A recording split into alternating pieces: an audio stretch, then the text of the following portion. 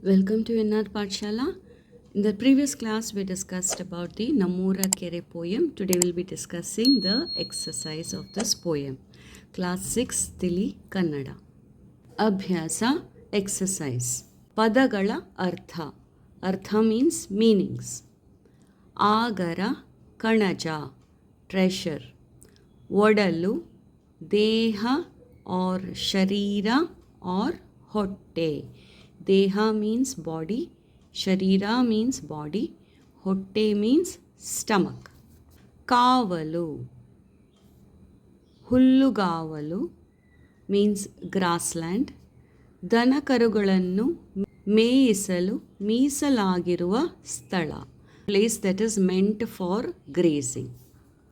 ಗಟಾರ, ಚರಂಡಿ, gutter. ತಂಬೆಳರು, ತಂಪಾದ ಗಾಳಿ, ಕೂಲ್ ಬ್ರೀಸ್. ಪೈರು, ಬೆಳೆ, ಕ್ರಾಪ್. ಬನ, ವನ, ಫಾರೆಸ್ಟ್. ಸೆಲೆ, ನೀರು ಒರೆಸುವ ಜಾಗ. ಜಾಗ is a place, so place meant for soaking the water or sipping the water. ಏರಿ, ಎತ್ತರವಾದ ಕಟ್ಟೆ, that is a raised platform. ಒಮ್ಮತ, ಎಲ್ಲರ ಅಭಿಪ್ರಾಯ ಒಂದೇ ಆಗಿರುವುದು, means everybody's opinion is the same, means unanimous decision. ಕೊಳೆ, ಹೊಲಸು, dirt. ಜಲನಿಧಿ, ಸಮುದ್ರ, ಸಾಗರ means abundance of water. So samudra is ocean, sagara also is a ocean. ದನಗಾಯಿ, ದನಗಳನ್ನು ಕಾಯುವವನು, a person who takes care of the cows. ಬತ್ತು, ಒಣಗು, dry. ವಿದಾಯ, ಬೀಳ್ಕೊಡುಗೆ means say bye or farewell. Second one, ಪ್ರಶ್ನೆಗಳು, questions. ಇಲ್ಲಿರುವ ಪ್ರಶ್ನೆಗಳಿಗೆ ಒಂದು ವಾಕ್ಯದಲ್ಲಿ ಉತ್ತರಿಸಿ. So here questions are given. You have to answer in one sentence. ಒಂದು ವಾಕ್ಯ ಇನ್ ಒನ್ ಸೆಂಟೆನ್ಸ್.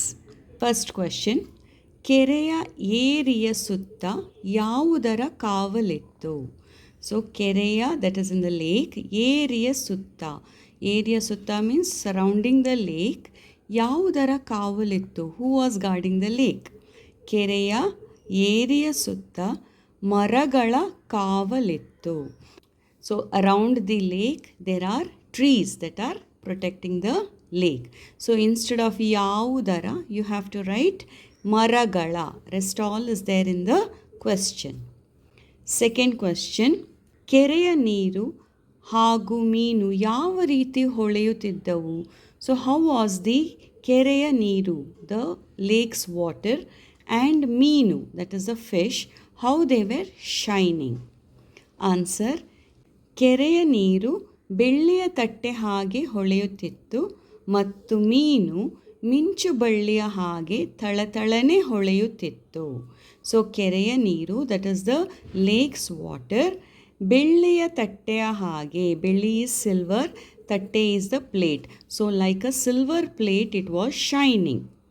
ಮತ್ತು and ಮೀನು, ದಟ್ ಇಸ್ ಅ ಫಿಶ್, ಮಿಂಚು ಬಳ್ಳಿಯ ಹಾಗೆ, ಲೈಕ್ ಅ ಲೈಟ್ನಿಂಗ್, ಮಿಂಚು ಬಳ್ಳಿಯ ಹಾಗೆ ಥಳಥಳನೆ ಹೊಳೆಯುತ್ತಿತ್ತು.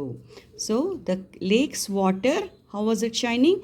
ಲೈಕ್ ಬೆಳ್ಳಿ ತಟ್ಟೆ. ಆ್ಯಂಡ್ ಮೀನು, how was it shining? Like a ಮಿಂಚು ಬಳ್ಳಿ. Remember these two words. Third question, ಭೂಮಿಯೊಳಗಿನ ನೀರ ಸೆಲೆ ಬತ್ತಿಹುದು ಹೇಗೆ? ಸೊ ಭೂಮಿ ಒಳಗಿನ, that is the earth, inside the earth, ನೀರ ಸೆಳೆ ಬತ್ತಿಹುದು ಹೇಗೆ? ಬತ್ತಿಹುದು ಮೀನ್ಸ್ ಡ್ರೈಡ್.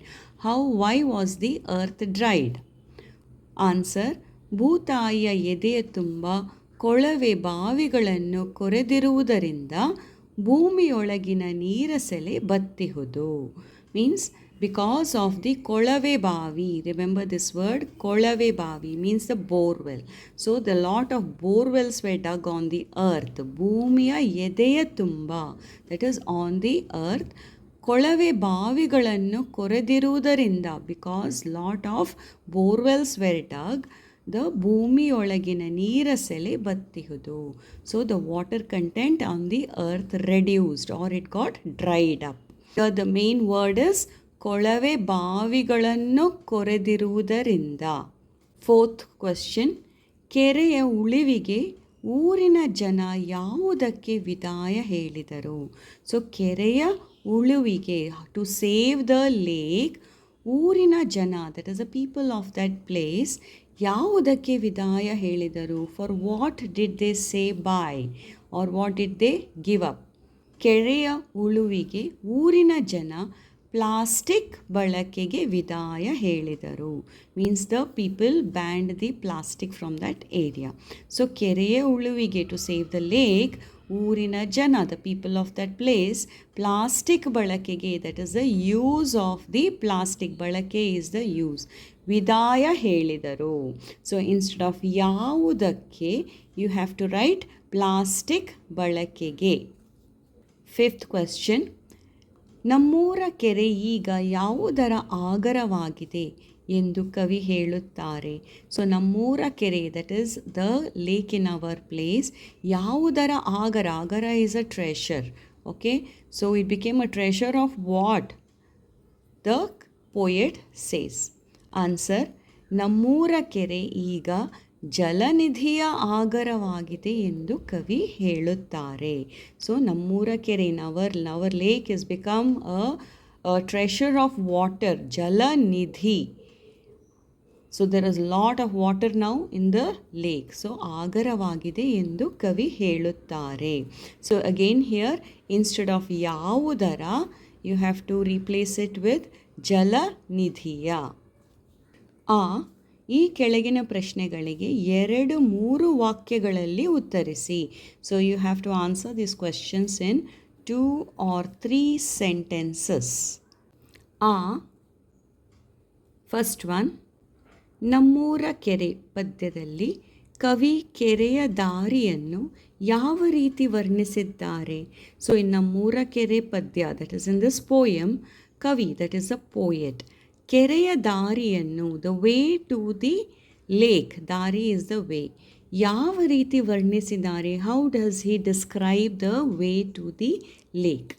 ಆನ್ಸರ್, ನಮ್ಮೂರ ಕೆರೆ ಪದ್ಯದಲ್ಲಿ ಕವಿ ಕೆರೆಯ ದಾರಿಯಲ್ಲೆಲ್ಲ ತಂಪಾದ ಗಾಳಿ ಬೀಸುತ್ತಿತ್ತು.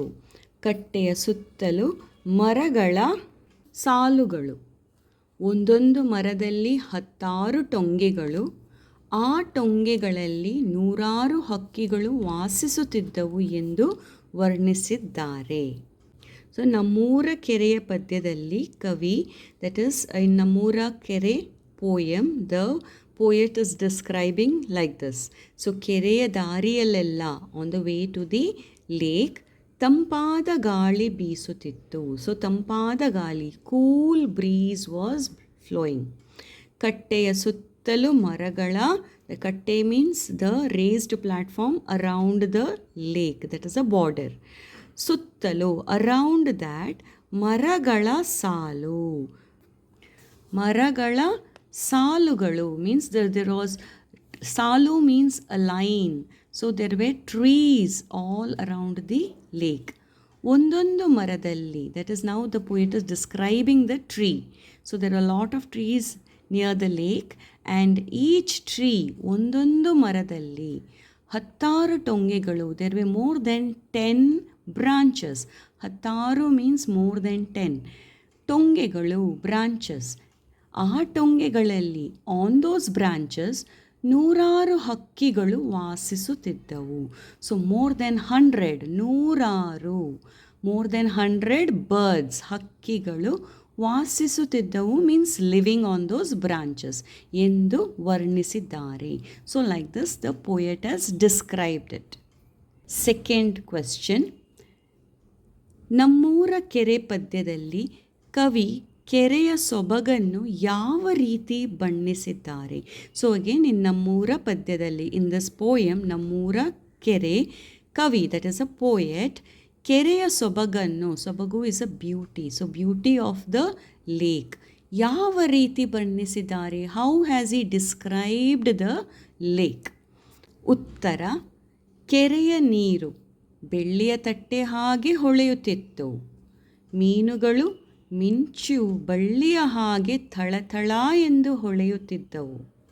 ಕಪ್ಪೆಗಳ ವಟವಟ ಶಬ್ದ, ಕೆರೆಯ ಸುತ್ತ ಟಗರುಗಳು ಮೇಯುತ್ತಿದ್ದವು. ಅಲ್ಲಿ ದನ ಕಾಯುವ ಹುಡುಗನ ಹಾಡಿಗೆ ಪೈರುಗಳು ತಲೆದೂಗುತ್ತಿದ್ದವು. ಹೀಗೆ ನಮ್ಮೂರ ಕೆರೆ ಪದ್ಯದಲ್ಲಿ ಕವಿ ಕೆರೆಯ ಸೊಬಗನ್ನು ಬಣ್ಣಿಸಿದ್ದಾರೆ. So here the poet, how is the poet describing the lake? So first you have to tell that the lake was shining like a silver plate, ಬೆಳ್ಳಿಯ ತಟ್ಟೆಯ ಹಾಗೆ. Second point is the fishes, they were shining like a lightning branch, so ಮಿಂಚು ಬಳ್ಳಿಯ ಹಾಗೆ. Next the life form, that is the frogs and the animals around the lake. So ಕಪ್ಪೆಗಳು ವಟವಟ ಶಬ್ದ, the sound of the frogs. Then you have the ಟಗರುಗಳು, the cows and the male sheep. Tagaru is the male sheep. So you have the dana and tagaru around that, and the person who is grazing the cow, he is singing, and for that song the plants they are swaying their head. So now first point, ಕೆರೆಯ ನೀರು ಬೆಳ್ಳಿಯ ತಟ್ಟೆಯ ಹಾಗೆ ಹೊಳೆಯುತ್ತಿತ್ತು. So the lake was shining like a silver plate. ಮೀನುಗಳು, that is a fish, ಮಿಂಚು ಬಳ್ಳಿಯ ಹಾಗೆ ಥಳಥಳ ಎಂದು ಹೊಳೆಯುತ್ತಿದ್ದವು. So fishes were shining like a lightning rays. ಥಳಥಳ ಮೀನ್ಸ್ ದೇ ವೇರ್ ಶೈನಿಂಗ್. ಕಪ್ಪೆಗಳ, ಫ್ರಾಗ್ಸ್, ವಟವಟ ಶಬ್ದ. So the frogs were making the croaking sound, ವಟವಟ ಶಬ್ದ. ಕೆರೆಯ ಸುತ್ತ ಟಗರುಗಳು. So around the lake there were male sheep, so they are called as ಟಗರುಗಳು. ಮೇಯುತ್ತಿದ್ದವು, ದೇ ವೇರ್ ಗ್ರೇಸಿಂಗ್. ಅಲ್ಲಿ ದೇರ್ ದನ ಕಾಯುವ ಹುಡುಗನ ಹಾಡಿಗೆ, so the person who was grazing the cow, for his song, ಪೈರುಗಳು ತಲೆದೂಗುತ್ತಿದ್ದವು. ಪೈರು means crops. So they were bending their head and swaying, listening to the song. ಹೀಗೆ ಲೈಕ್ ದಿಸ್ ನಮ್ಮೂರ ಕೆರೆ ಪದ್ಯದಲ್ಲಿ ಕವಿ, ಸೊ ಇನ್ ದ ಪೋಯಮ್ ನಮ್ಮೂರ ಕೆರೆ, ಕವಿ ದಟ್ ಇಸ್ ಅ ಪೋಯೆಟ್ ಕೆರೆಯ ಸೊಬಗನ್ನು ಬಣ್ಣಿಸಿದ್ದಾರೆ. So like this the poet has described the beauty, ಸೊಬಗನ್ನು ಬಣ್ಣಿಸಿದ್ದಾರೆ ಮೀನ್ಸ್ ಡಿಸ್ಕ್ರೈಬ್ಡ್. ಥರ್ಡ್ ಕ್ವೆಶ್ಚನ್, ಕೆರೆಯ ಒಡಲು ಬತ್ತಿ ಹೋಗಲು ಕಾರಣವೇನು? ಕೆರೆಯ ಒಡಲು, ಒಡಲು means body of the lake. ಬತ್ತಿ ಹೋಗಲು, ಬತ್ತಿ ಮೀನ್ಸ್ ಡ್ರೈಡ್ ಔಟ್. ಕಾರಣವೇನು? What is the reason for the lake to dry out? ಉತ್ತರ, ಆನ್ಸರ್: ಕೆರೆಗೆ ಕಾರ್ಖಾನೆಗಳು ಬಂದಿವೆ, ಜನಸಂಖ್ಯೆಯೂ ಬೆಳೆದಿದೆ, ಗಟಾರದ ಕೊಳೆಯೆಲ್ಲ ಕೆರೆಯೊಳಗೆ ಬೆರೆತು ಹೋಗಿದೆ, ಕೊಳವೆ ಬಾವಿಗಳನ್ನು ಕೊರೆದಿರುವುದರಿಂದ ಭೂಮಿಯೊಳಗಿನ ನೀರ ಸೆಲೆ ಬತ್ತಿದೆ. ಈ ಎಲ್ಲ ಕಾರಣಗಳಿಂದ ಕೆರೆಯ ಒಡಲು ಬತ್ತಿ ಹೋಗಿದೆ. ಊರಿಗೆ ಕಾರ್ಖಾನೆಗಳು ಬಂದಿವೆ, that is for the place. ಕಾರ್ಖಾನೆಗಳು, ಫ್ಯಾಕ್ಟ್ರೀಸ್ ಹ್ಯಾವ್ ಕಮ್. ಜನಸಂಖ್ಯೆಯು ಬೆಳೆದಿದೆ, ದಟ್ ಪಾಪ್ಯುಲೇಷನ್ ಹ್ಯಾಸ್ ಇನ್ಕ್ರೀಸ್ಡ್. ಗಟಾರದ ಕೊಳೆಯೆಲ್ಲ ಕೆರೆಯೊಳಗೆ ಬೆರೆತು ಹೋಗಿದೆ. ಗಟಾರ ಮೀನ್ಸ್ ಗಟರ್ಸ್. ಗಟರ್, ಕೊಳೆಯೆಲ್ಲ, all the dirt from the gutter, ಕೆರೆಯೊಳಗೆ, that is inside the lake, ಬೆರೆತು ಹೋಗಿದೆ. So this dirty water is mixed with the lake water. ಕೊಳವೆ ಬಾವಿಗಳನ್ನು ಕೊರೆದಿರುವುದರಿಂದ ಭೂಮಿಯೊಳಗಿನ ನೀರ ಸೆಲೆ ಬತ್ತಿದೆ. ಕೊಳವೆ ಬಾವಿಗಳನ್ನು ಕೊರೆದಿರುವುದರಿಂದ, ಕೊಳವೆ ಬಾವಿ is a borewell. Because of digging the borewell, that is ಕೊರೆದಿರುವುದರಿಂದ, what happened? The ground water is dried up. ಭೂಮಿಯೊಳಗಿನ ನೀರ ಸೆಲೆ ಬತ್ತಿದೆ. The land, the earth is not able to soak the water. So the ground water level is gone down. ಈ ಎಲ್ಲ ಕಾರಣಗಳಿಂದ ಕೆರೆಯ ಒಡಲು ಬತ್ತಿ ಹೋಗಿದೆ. And because of all these reasons, the lake water is dried up. Fourth question, ಕೆರೆಯ ಉಳಿವಿಗೆ ಊರ ಜನರು ಕೈಗೊಂಡ ಕ್ರಮಗಳಾವುವು?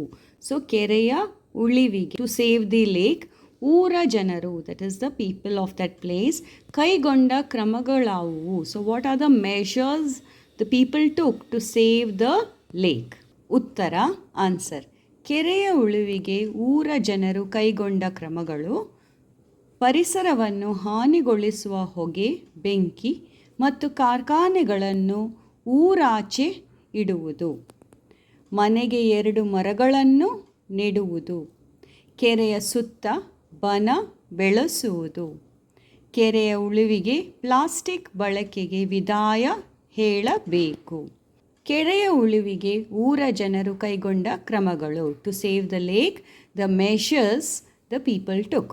ಫಸ್ಟ್ ಒನ್, ಪರಿಸರವನ್ನು ಹಾನಿಗೊಳಿಸುವ, the things that are polluting the environment. ಪರಿಸರ ಇಸ್ ಎನ್ವೈರ್ಮೆಂಟ್. ಹಾನಿಗೊಳಿಸುವ, which are damaging or polluting the environment. Which are they? ಹೊಗೆ, ಸ್ಮೋಕ್, ಬೆಂಕಿ, ಫೈರ್, ಮತ್ತು ಕಾರ್ಖಾನೆಗಳನ್ನು, ದ ಇಂಡಸ್ಟ್ರೀಸ್, ಫ್ಯಾಕ್ಟ್ರೀಸ್, ಊರ ಆಚೆ ಇಡುವುದು. Keep all these things outside the village. Second point, ಮನೆಗೆ 2 ಮರಗಳನ್ನು ನೆಡುವುದು. So every house has to plant 2 trees. So 2:2 ಮರಗಳನ್ನು ನೆಡುವುದು, planting the trees. Third point, ಕೆರೆಯ ಸುತ್ತ ಬನ ಬೆಳೆಸುವುದು. ಸೊ ಕೆರೆಯ ಸುತ್ತ, ಅರೌಂಡ್ ದ ಲೇಕ್, ಬನ ಮೀನ್ಸ್ ಫಾರೆಸ್ಟ್ ಆರ್ ವನ, ಬೆಳೆಸುವುದು. So to grow around the lake, to grow forest around the lake. ಕೆರೆಯ ಉಳಿವಿಗೆ ಪ್ಲಾಸ್ಟಿಕ್ ಬಳಕೆಗೆ ವಿದಾಯ ಹೇಳುವುದು. To save the lake, plastic ಬಳಕೆ, ಯೂಸ್ ಆಫ್ ಪ್ಲಾಸ್ಟಿಕ್, ವಿದಾಯ ಹೇಳುವುದು, means not using the plastics or banning the plastics. Fifth question, ನಮ್ಮೂರ ಕೆರೆ ಪದ್ಯದಲ್ಲಿ ಕವಿ ನೀಡುವ ಸಂದೇಶವೇನು? ಸೊ ಇನ್ ದಿಸ್ ಪೋಯಮ್, ನಮ್ಮೂರ ಕೆರೆ, ಕವಿ, ದಟ್ ಈಸ್ ಅ ಪೋಯೆಟ್, ನೀಡುವ ಸಂದೇಶವೇನು? What is the message the poet is giving through this poem? ಉತ್ತರ, ನಮ್ಮೂರ ಕೆರೆ ಪದ್ಯದಲ್ಲಿ ಕವಿ ಚಿದಾನಂದ ಸಾಲಿಯವರು ಈ ರೀತಿ ಸಂದೇಶವನ್ನು ನೀಡುತ್ತಿದ್ದಾರೆ. ನೀರು ಜೀವನದ ಅತ್ಯವಶ್ಯಕವಾದ ಅಂಶ. ಆಧುನಿಕ ತಂತ್ರಜ್ಞಾನದ ಭರಾಟೆಯಲ್ಲಿ ಸಿಲುಕಿ ನಮ್ಮ ಜಲ ನಲುಗುತ್ತಿವೆ. ಹಚ್ಚ ಹಸಿರು ಪ್ರದೇಶದಲ್ಲಿ ಕಾರ್ಖಾನೆಗಳು ಸ್ಥಾಪನೆಯಾಗುತ್ತಿರುವುದರಿಂದಾಗಿ ಊರಿನ ಕೆರೆಗಳು ಹಾಳಾಗುತ್ತಿವೆ. ಇದನ್ನು ನಿಯಂತ್ರಿಸಲು ಕಾರ್ಖಾನೆಗಳನ್ನು ಊರಿನ ಆಚೆ ಸ್ಥಾಪಿಸಿ ಪ್ಲಾಸ್ಟಿಕ್ ಬಳಕೆಗೆ ವಿದಾಯ ಹೇಳಿ ಕೆರೆಯನ್ನು ಕಾಪಾಡಬೇಕು, ಪರಿಸರವನ್ನು ಸೊಗಸಾಗಿ ಇಡಬೇಕು ಎಂಬ ಸಂದೇಶವನ್ನು ನೀಡುತ್ತಿದ್ದಾರೆ. So here, what is a message the poet is giving? The poet is saying, Chidananda, that is ನಮ್ಮೂರ ಕೆರೆ ಪದ್ಯದಲ್ಲಿ ಕವಿ ಚಿದಾನಂದ ಸಾಲಿಯಾನ್ ಅವರು ಈ ರೀತಿ ಸಂದೇಶವನ್ನು ನೀಡುತ್ತಿದ್ದಾರೆ. So the poet is giving a message like this: ನೀರು ಜೀವನದ ಅತ್ಯವಶ್ಯಕ ಅಂಶ. ಅತ್ಯವಶ್ಯಕ means very important. What is important? ಜೀವನ is life. So ನೀರು, water, is very important for our life. ಆಧುನಿಕ ತಂತ್ರಜ್ಞಾನದ ಭರಾಟೆಯಲ್ಲಿ ಸಿಲುಕಿ ನಮ್ಮ ಜಲ ನಲುಗುತ್ತಿದೆ. ಸೊ ಆಧುನಿಕ ತಂತ್ರಜ್ಞಾನದ means with modern technology, the life style we are leading, ನಾವು ವಾಟ್ಸ್ ಹ್ಯಾಪನಿಂಗ್? ನಮ್ಮ ಜಲ ನಲುಗುತ್ತಿವೆ. So we are losing water, there is water scarcity. ಹಚ್ಚ ಹಸಿರು ಪ್ರದೇಶದಲ್ಲಿ ಕಾರ್ಖಾನೆಗಳು ಸ್ಥಾಪನೆಯಾಗುತ್ತಿರುವುದರಿಂದಾಗಿ ಊರಿನ ಕೆರೆಗಳು ಹಾಳಾಗುತ್ತಿವೆ. So the lakes are spoiling, ಹಾಳಾಗುತ್ತಿವೆ. They are getting polluted, they are getting spoiled. Why? Because ಹಚ್ಚ ಹಸಿರು ಪ್ರದೇಶದಲ್ಲಿ, the places which are green, there what's happening? There ಕಾರ್ಖಾನೆಗಳು ಸ್ಥಾಪನೆಯಾಗುತ್ತಿವೆ. So there R factories coming up in a green land. So because of that, ಊರಿನ ಕೆರೆಗಳು ಹಾಳಾಗುತ್ತಿವೆ. The ಊರಿನ ಕೆರೆಗಳು, the lakes are getting polluted because all the waste from the factories and all are let into the water bodies. ಇದನ್ನು ನಿಯಂತ್ರಿಸಲು, to control this, What we should do? ಕಾರ್ಖಾನೆಗಳನ್ನು ಊರಿನಾಚೆ ಸ್ಥಾಪಿಸಿ. So all the factories should be outside the populated area, in a remote area. Plastic ಬಳಕೆಗೆ ವಿದಾಯ ಹೇಳಿ. Ban plastics. ಕೆರೆಯನ್ನು ಕಾಪಾಡಬೇಕು. So by doing like this we can save the lake. We can save the lake. So these are the measures to save the lake. ಪರಿಸರವನ್ನು ಸೊಗಸಾಗಿಡಬೇಕು. So our environment, we should keep it beautiful. ಸೊಗಸಾಗಿ is beautiful ಎಂಬ ಸಂದೇಶವನ್ನು ನೀಡಿದ್ದಾರೆ. So this is a message the poet is giving through his poem. So what is he saying? Water is a very important component of our life. And because of the modern lifestyle, all the water bodies are getting polluted. So what we should do for that? We should keep the factories outside the populated area. We should ban plastics and we should save the water bodies, that is the lakes. And we should keep our environment beautiful. So this is a message given by the poet through this poem.